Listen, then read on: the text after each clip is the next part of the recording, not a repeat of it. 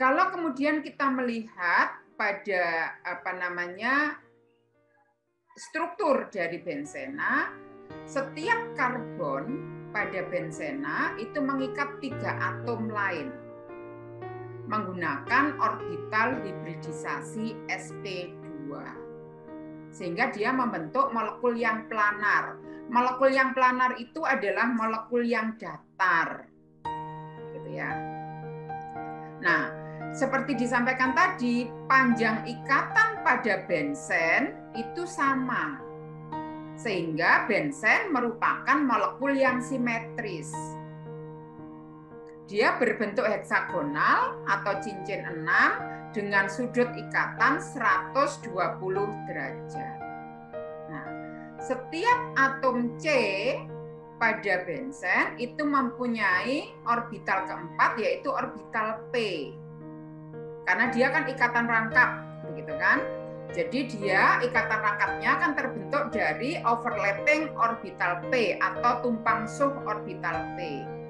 Nah, orbital P yang berikatan ini berdasarkan melalui tumpang suh atau overlapping ini, karena letaknya simetris dari 6 C, atom C itu, maka dia akan membentuk suatu awan elektron.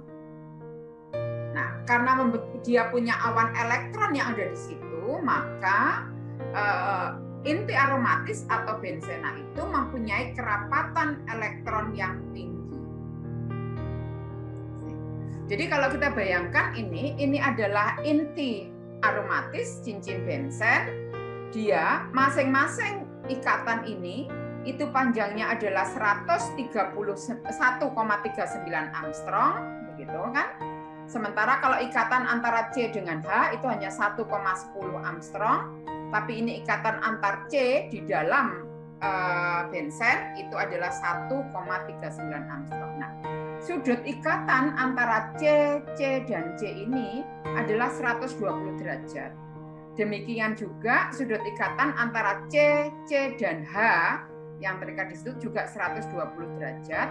Di sini C, dan H di sini, jadi yang ada di C yang mengikat 3 ikatan itu masing-masing sudutnya adalah 120 derajat.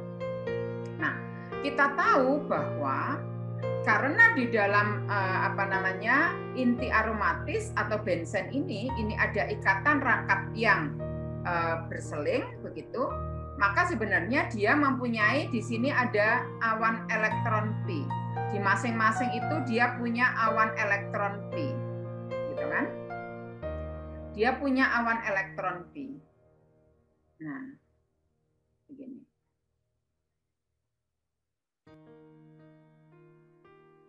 Oke, nah, awan elektron P ini membentuk suatu awan di atas inti aromatis di sini. Nah, sehingga dia ini ada awan elektron P. Oleh karena itu, bensen itu mempunyai kerapatan elektron yang tinggi.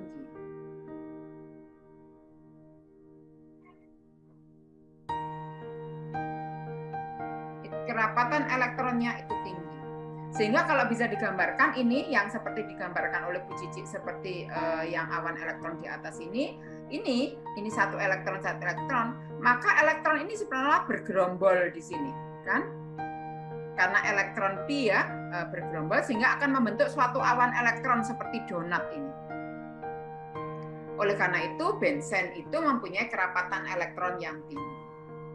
Kalau senyawa punya kerapatan elektron yang tinggi, jadi dia elektronnya banyak, maka dia cenderung bereaksi dengan gugus yang seperti apa?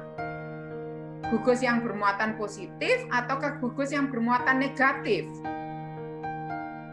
Tentunya karena elektron itu bermuatan negatif, maka dia akan cenderung bensen itu bereaksi dengan gugus yang bermuatan positif atau yang bersifat elektropositif. Ya. Nah, menurut aturan Huckel, jadi senyawa aromatis, senyawa itu dapat dikatakan sebagai senyawa aromatis apabila dia memenuhi beberapa kriteria. kriteria yang pertama yaitu dia harus mengandung awan elektron pi yang terdelokalisasi. Jadi harus ada syaratnya ini, terdelokalisasi di bawah bidang molekul. Nah, supaya dia bisa terdelokalisasi, syaratnya ikatan rangkap tersebut letaknya harus berseling. Antara ikatan rangkap harus berseling dengan ikatan tunggal. Itu syarat pertama. Jadi harus mengandung awan elektron yang terdelokalisasi. Supaya awan elektron bisa terdelokalisasi, maka ikatan rangkapnya letaknya harus berseling dengan ikatan tunggal. Itu yang pertama. Yang kedua, bahwa awan elektron pi ini harus mempunyai jumlah totalnya sebanyak 4n+2. Jadi 4n+2. Contohnya, misalnya apabila kita punya ini, inti bensen, kan? Tadi inti bensen kan begini ya, punya 3 ikatan rangkap yang berseling. Kenapa ini disebut aromatis? Maka dia punya berapa elektron pi di sini? Ada 1, 2, 3 elektron pi. Ada 3 ikatan pi. Ada 3 ikatan pi. Mohon maaf. Setiap ikatan itu, 1 ikatan pi itu dia terdiri dari berapa? 2 elektron, ya kan?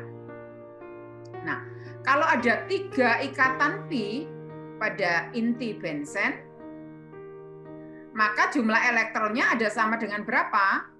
6 elektron. Nah, 6 elektron pi ini kalau kita lihat dengan rumus ini, apakah dia memenuhi rumus 4n+2? Kita tahu bahwa 4n+2 harus sama dengan tadi apa? Berapa elektron pi-nya? 6, harus sama dengan 6. Berarti jumlah n-nya ada berapa? N-nya sama dengan 1.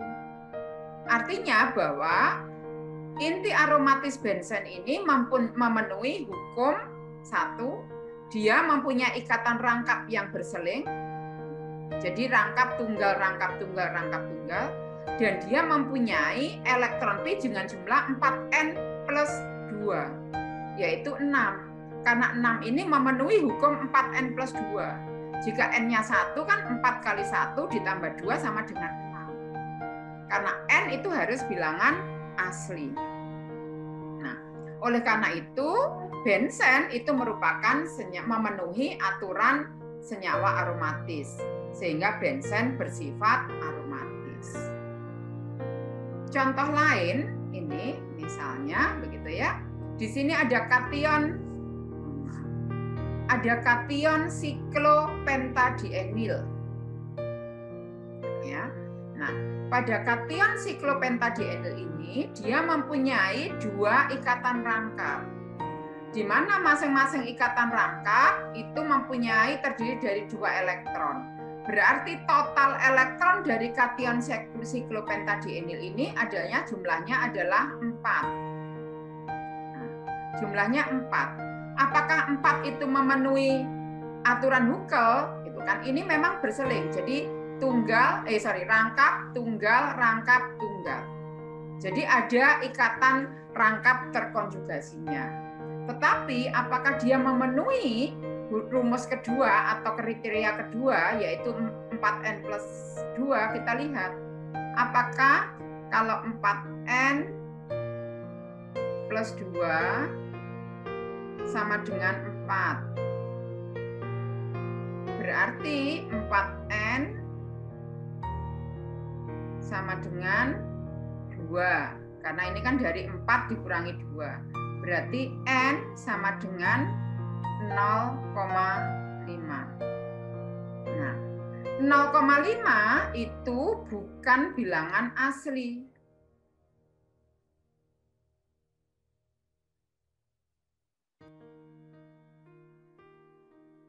Ini bukan bilangan asli. Sehingga dia tidak memenuhi aturan Huckel. Jadi ini tidak memenuhi aturan Huckel, tidak memenuhi. Nah, kita lihat contoh yang lainnya, yaitu di sini radikal siklopentadienyl. Dia punya 2 ikatan rangkap, pasti dia punya 4 elektron pi. Tapi di sini ada 1 elektron radikal, berarti total elektron yang dipunyai 5. 5 tidak memenuhi aturan Hubble, karena 4n plus 2 sama dengan 5, berarti n-nya sama dengan 0,75, berarti nggak memenuhi aturan Hubble. Nah, kemudian ada anion siklopentadienyl. Pada anion ini gitu ada 2 ikatan rangkap yang berseling, dan ikatan rangkap ini juga berseling dengan pasangan elektron bebas pada C yang ada di sini. C ini mempunyai pasangan elektron bebas, gitu ya. Sehingga kalaupun dia punya 2 ikatan pi, berarti ada 4 elektron, tapi dia juga punya 2 elektron yang lain. Sehingga total elektron pi-nya itu ada 6. Walaupun di sini yang dia berseling hanya ada 2 ikatan rangkap yang berseling, tetapi dia ini juga bisa berseling dengan ini. Gitu kan? Nah, kemudian artinya bahwa dia ini juga bisa berdelokalisasi membentuk seperti ini.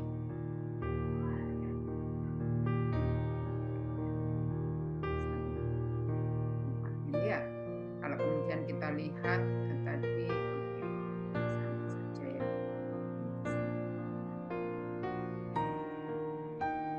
Ini tadi yang min, gitu ya. Kalau ini kemudian kita tarik ke sini, ini akan naik ke sana. Sehingga ikatan rangkapnya ada ikatan rangkap 2, ini menjadi bermuatan negatif. Kalau ini masuk ke sini, gitu kan, ini ke sana, ini juga akan menjadi ikatan rangkap yang terkonjugasi. Seterusnya begitu.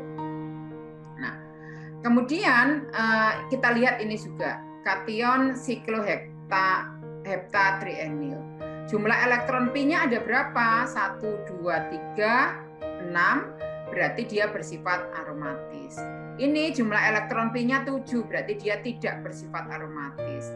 Ini jumlah elektron pi-nya 8. 8 kalau 4n ditambah 2 sama dengan 8, maka 4n sama dengan 6, berarti n sama dengan 1,5. Dan ini bukan bilangan asli. Berarti dia bukan aromatis. Demikian seterusnya, begitu ya. Nah, penamaan dari bensena itu sebenarnya sangat sederhana. Jadi kita sebut sebagai rantai utama kalau pada alkana, alkena maupun alkuna. Ini rantai utama itu adalah inti bensen, itu sebagai rantai utama. Nah, apabila kemudian di dalam bensen itu terikat oleh gugus yang lain,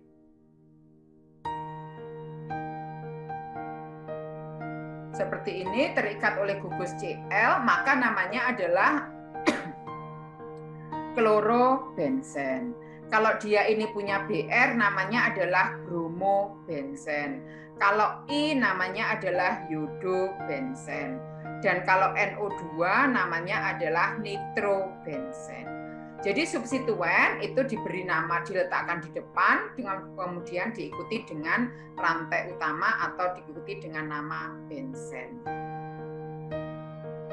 Nah, beberapa derivatif bensen itu mempunyai nama yang spesifik, yang mungkin tidak menunjukkan nama dari substituen yang terikat pada bensen. Misalnya, jadi ada nama bensen, ini nama aslinya adalah metil bensen.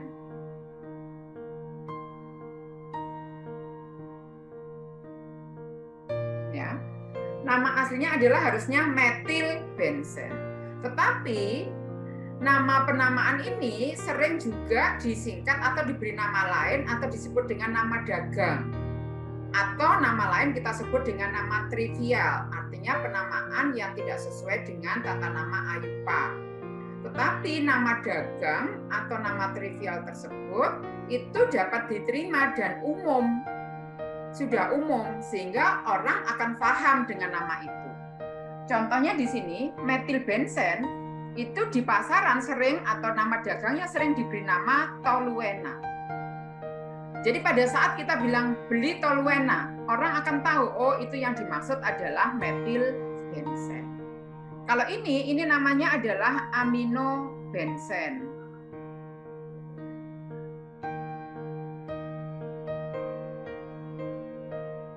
Nah, tetapi nama dagangnya sering diberi nama anilin. Ini hidroksi benzen, tetapi diberi namanya adalah fenol. Ini kalau kemudian kita lihat di sini fenil dengan karboksilat, gugus karboksilat, maka namanya adalah asam karboksilat. Ini fenil yang terikat dengan gugus sulfonat, maka namanya adalah asam benzen sulfonat. Gitu ya. Oke. Nah, jadi kalau kemudian kita bilang benzen itu adalah seperti ini, begitu ya. Oke. Tadi ya. Nah, tetapi benzen, ini benzen yang kehilangan satu atom H, ya. Kalau kita bilang alkana, jika kehilangan satu atom H disebut alkil.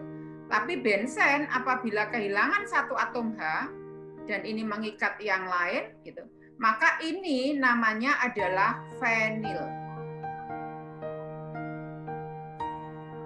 Jadi kalau kemudian benzen ini kan setiap ini kan ada H ya, begitu ya. Tapi apabila dia kehilangan satu atom H atau atom H-nya digantikan atau disubstitusi oleh yang lain, maka gugus benzennya itu yang kehilangan satu atom H itu disebut dengan fenil. Nah, apabila benzen mengikat lebih dari satu substituen, maka nama substituen dan letak substituen itu harus dituliskan. Ada 3 isomer yang mungkin untuk benzena yang tersubstitusi oleh 2 gugus, yaitu kombinasinya adalah 1,2. Ini adalah 1,2. Ini adalah 1,3.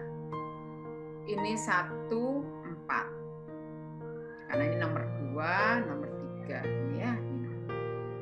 Nah, jadi ada 3 kombinasi, yaitu posisi substituen terikat pada posisi 1,2 yang diberi nama orto, nama trivialnya. Kemudian substituen yang terikat pada C nomor 1 dan C nomor 3 atau diberi nama meta. Dan substituen yang terikat pada atom C nomor 1 dan atom C nomor 4 yang diberi nama para. Sehingga kalau kemudian kita melihat senyawa ini namanya adalah 1,2-dibromobenzen atau nama lainnya adalah ortodibromobenzen. Ini namanya adalah 1,3-dibromobenzen atau nama trivialnya bisa diberi nama meta-dibromobenzen. Kemudian ini adalah 1,4-dibromobenzen atau disebut juga para-dibromobenzen.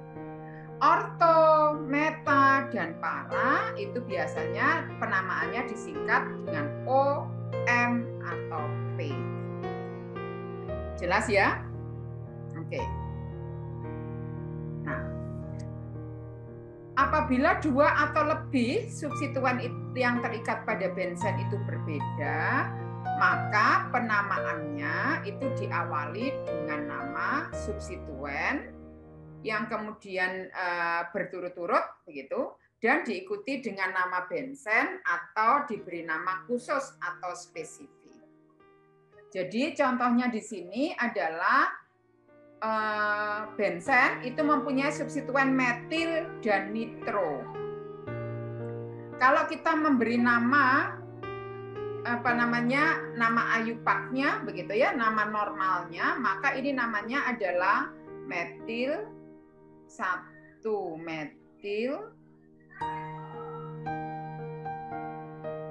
2-nitro benzena. Tetapi kita tahu bahwa ini tadi selain itu, ini kan diberi nama apa tadi? Toluena kan? Oleh karena itu ini bisa saja diberi nama ortonitrotoluena. Jadi karena ini adalah toluena, pada posisi orto ada pada posisi nomor 2 ya ada nitro, maka namanya menjadi ortonitrotoluena. Nah, kalau ini kita tahu ini ada bromo, kemudian ada nitro. Jadi namanya adalah sebenarnya 1 bromo, 3 nitro,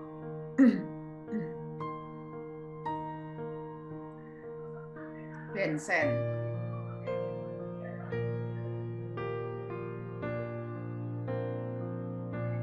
Bensena.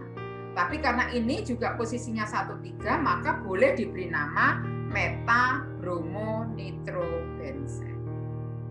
Demikian juga ini ada posisi OH di C nomor 1, Cl di C nomor 2, nitro di C nomor 4, maka namanya adalah, kalau ini kita sebut tadi ini adalah fenol gitu ya.